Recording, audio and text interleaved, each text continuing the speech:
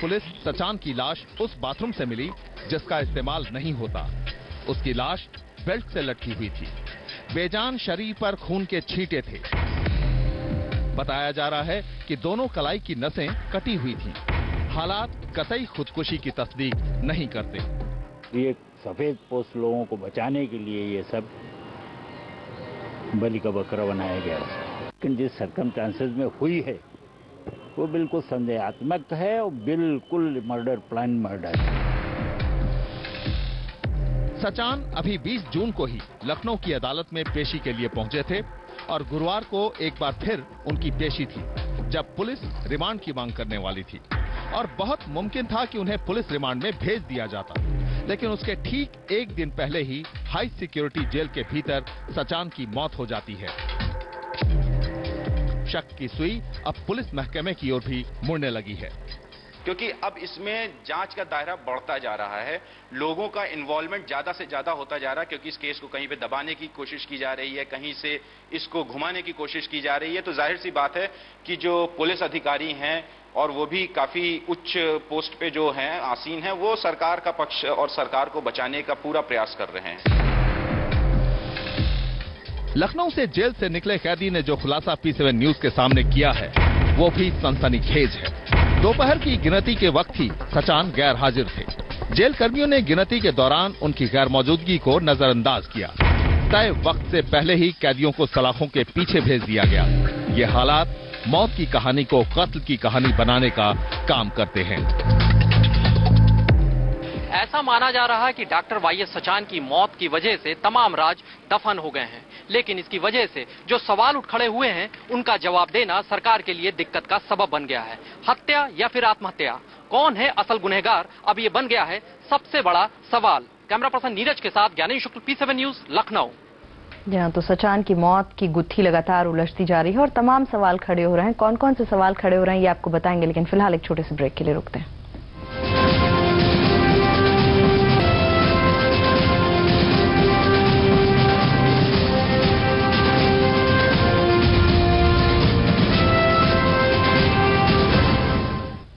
Break के बाद खास खबर में आपका एक बार फिर से बहुत स्वागत है।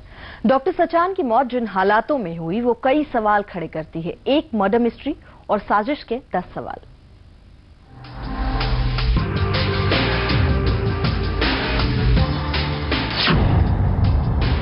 मौत पर सवाल, खुदकुशी पर सवाल, साजिश के 10 सवाल। सवाल नंबर 1, कहां से आई बेल्ट? इससे बड़ी बात यह है कि अभिरक्षा में जो भी अभियुक्त रहता है, कस्टडी हो, जुडिशियल कस्टडी हो, जेल में हो, तो उसके पास उसके शरीर पे ना तो कोई पर्स होगा, ना चेन होगी, ना घड़ी होगी, बेल्ट, नारा तो होने का कोई सवाल ही, प्रश्न ही नहीं उठता है। ये सब चीजें पहले ही अभियुक्त के पास से जो कस्टडी में होता है हटा दी जाती हैं, तलाशी ली जाती है। पुलिसकर्मी एक एक उसके पूरे अंग की तलाशी लेते हैं और उसके पास से हर चीजों को बेल्ट खुलवा देते हैं। नाड़ा भी होता तो उसको हटवा दिया जाता है। तो ये कह देना कि उन्होंने जेल परिसर में बाथरूम में अपनी बेल्ट से लटका करके फांसी लगा ली है, ये तो बहुत ही संदेहास्पद है। सवाल नंबर 2, कैसे काटी कलाई? सचान की जांघ, गले और कलाई पर जख्म के 6 निशान मिले हैं। कलाई की नसें कटी हुई थी।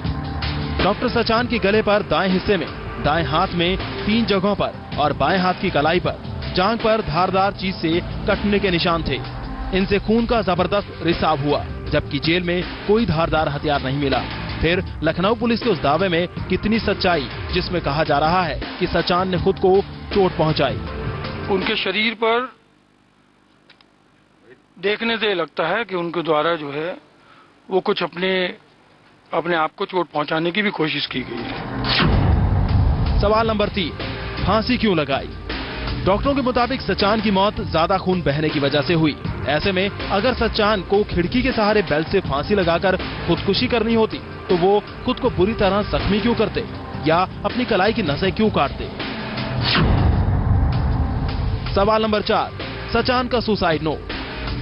बकौल जेल प्रशासन डॉक्टर सचान ने सुसाइड नोट लिखा था। फिर उसे बरामद करने में 4 घंटे से ज्यादा का वक्त कैसे लग गया और क्या सबूत है कि सुसाइड नोट सचान ने ही लिखा? कि सुसाइड नोट पहले नहीं था, शुरू मीडिया ने नहीं हाईलाइट किया। सुसाइड नोट बस 12:30-1 बजे मिला जाकर, जबकि बॉडी रिकवर हुई। उनके यहाँ जो भी शरीर में होगा वो तो देखा गया होगा। सुसाइड नोट इतनी देर बाद कहाँ मिला? सुसाइड नोट क्या कहीं घर पे रखाए थे और सुसाइड वहाँ करने गए थे? ऐसा तो नहीं होता। सुसाइड नोट साथ में आई रखता है, तुरंत आदमी पता चल जाए कि ये सुसाइड हमने किया, इस वजह से किया। सवाल नंबर 5, कहाँ गए डायरी के पन्ने?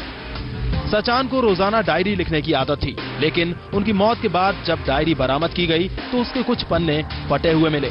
कहीं उनका इस्तेमाल सचान के सुसाइड नोट लिखने में तो नहीं किया गया, या फिर उन पन्नों पर कोई ऐसा राज तो नहीं था जिसके खुलने का डर था? सवाल नंबर 6, सुबह से कहां थे सचान? जेल में दोपहर की गिनती के दौरान डॉक्टर सचान नहीं मिले, फिर भी उनकी गैर मौजूदगी को लेकर किसी को फिक्र नहीं हुई।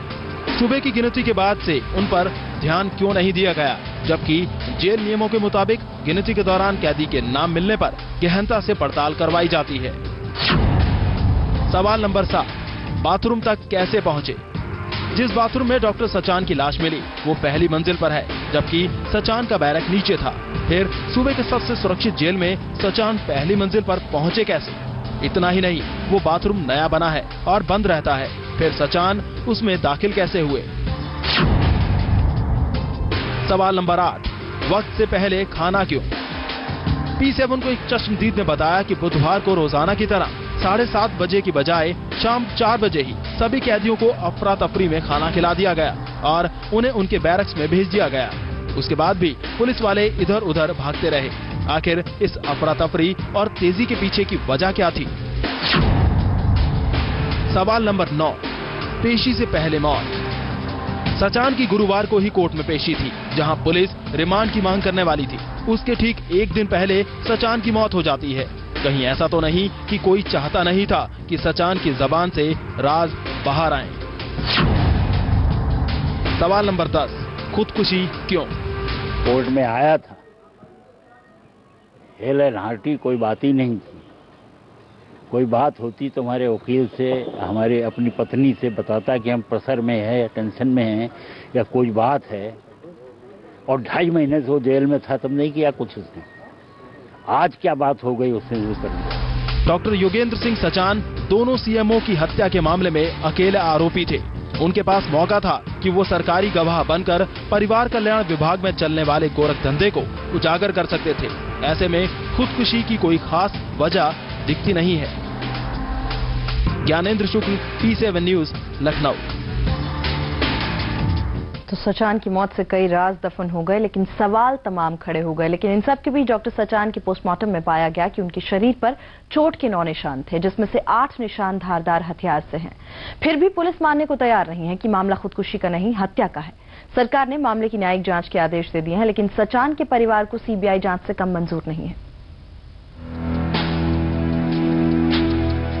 सवाल दर सवाल है और इनके जितने भी जवाब दिए जा रहे हैं उससे बात बनने की बजाय और उलझती जा रही है।